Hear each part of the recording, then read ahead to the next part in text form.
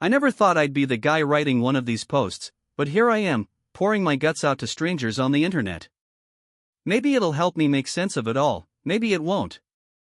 My name's Alan, I'm 38, married to Laura, 35, for the last 9 years. We've had our ups and downs like any couple, but I always believed we were solid. Laura had always been beautiful in this understated, natural way. She never needed much to turn heads, minimal makeup, simple wardrobe. But about 6 months ago, she started saying she felt frumpy and out of touch with her style. Honestly, I didn't think she needed to change a thing, but I supported her. That's when she found this modern elegance style course at a boutique studio downtown. It was a mix of fashion coaching, posture training, and personal branding. Laura was excited, glowing, even about it. She said it wasn't just about clothes, it was about rediscovering herself. I figured, what harm could it do? Everyone needs something for themselves. The course was 3 nights a week, 6 to 9 p.m., for 8 weeks. The first couple of weeks, everything seemed great. Laura would come home, chatting about what they learned, color theory, silhouettes, all that stuff. But by the 3rd week, her energy shifted. She became distracted. Distant. When I asked about her day, she'd give short answers or steer the conversation elsewhere. She started taking longer to get ready before the course, wearing heels and more makeup than I'd ever seen her use. I chalked it up to enthusiasm at first, but my gut said otherwise. I started noticing other things. Her phone was glued to her hand. She'd giggle at texts, then quickly lock the screen if I walked by. When I asked who she was texting, she'd say it was the style course group chat. It didn't sit right. Then came the nights when she'd come home later than usual. The course ended at 9, but some nights she wouldn't get home until nearly 11. We went out for drinks after class, she'd say casually. I wanted to believe her. I really did. But the distance between us kept growing. Our intimacy, physical and emotional, faded to nearly nothing. Laura seemed caught up in this new world, this new identity, and I was left standing on the sidelines. One Friday night, she was out later than ever. I couldn't sleep, so I ended up scrolling through Instagram. That's when I stumbled onto the instructor's profile. His name was Julian. Mid-40s, silver hair, tailored suits, big personality. Tons of photos of him posing with women from the course, champagne flutes in hand, arms around them. And there was Laura, in several photos, looking happier and more touched than I'd seen her in months. My stomach dropped. I didn't want to jump to conclusions. Maybe it was innocent. But something about the way she looked at him in those photos made my heart ache. I didn't say anything right away. I convinced myself I was overreacting. The next week, I decided to surprise her after class, bring her a coffee and walk her to the car. But when I got there, the studio was dark. No one in sight. I called her. She picked up, breathless, and said she was still in a styling session. I stood outside the empty studio, phone to my ear, and realized I was being lied to. I drove home and waited. When she came in an hour later, I confronted her. She stuck to her story at first, but I could see her shaking. Finally, after I pressed harder, she broke down. Laura confessed that she and Julian had gotten closer during the course. It started with flirty texts, then drinks after class, then the inevitable. She swore it was only a couple of times. That it didn't mean anything. That she was confused and didn't want to lose me. I didn't know what to say. My world shifted under me. This was the woman I shared a life with, who had been my best friend.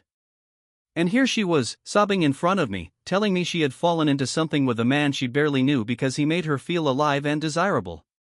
I couldn't even process it fully. All I knew was that everything between us had changed. After Laura's confession, the air between us turned thick with silence. I just sat there, numb. Part of me wanted to scream, part of me wanted to cry, but most of me just felt empty. She kept talking through her tears, saying it was stupid, that it didn't mean anything, that she'd never stopped loving me. But her words sounded distant, like I was listening through a wall. I couldn't trust anything she said anymore, not after weeks of lies and secrecy. She said she'd end it immediately, that she wanted to fix things. But I couldn't answer. How do you fix something when it's shattered? The days after were surreal. We coexisted in the house, speaking only when necessary. I was deep in a fog, questioning every memory of our marriage. How long had she been unhappy? When had I stopped being enough? Laura sent Julian a message that night, telling him it was over. I didn't ask to read it, I wasn't sure if seeing it would make things better or worse. She deleted his number, blocked him on everything, but none of it erased what had happened. I told her I needed space to think. I moved into the guest room, spending my nights staring at the ceiling, wondering if this was salvageable. Could I forgive her? Could I ever trust her again? She tried to prove her remorse. Cancelled the remaining sessions of the course. Took time off work. Cooked my favorite meals. Wrote long letters apologizing, promising she'd never stray again. But it all felt too late. One night, about 2 weeks after the confession, we had the conversation that changed everything. We sat across from each other at the dining table, both looking like shadows of ourselves. I told her the truth, I couldn't be the same man I was before this happened. Even if I tried, even if I said the words, there'd always be a crack running through our marriage. I'd always wonder, always doubt. She sobbed, begging me to go to counseling with her. But deep down, I knew it wasn't about fixing what was broken, it was about accepting that we'd already crossed a point of no return. I said something then that surprised even me. Laura, you needed to feel alive, needed something new, and in the process, you killed what we had. Maybe this is about more than the affair. Maybe you need to figure out who you are without leaning on me to make you whole. She looked devastated, but a part of her seemed to understand. We agreed on a trial separation. She moved in with her sister. I stayed in the house, trying to untangle my heart from the life we'd built together. During those months apart, I went to therapy.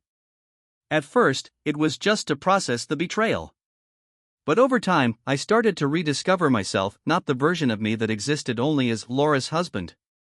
I focused on my work, picked up old hobbies, reconnected with friends. The pain didn't vanish, but it dulled into something manageable. Laura reached out often. Sometimes just to check in, sometimes with long emails about her reflections and regrets. She was doing therapy, too. She wanted us to meet, to talk about the future. Eventually, we did. We sat in a park where we used to take long walks early in our relationship. She looked tired, older in a way that wasn't about age, but about the weight of choices made. She told me she finally understood what she had done, not just the act itself, but the deep, layered betrayal of trust. She said she wasn't asking me to come back out of guilt or obligation.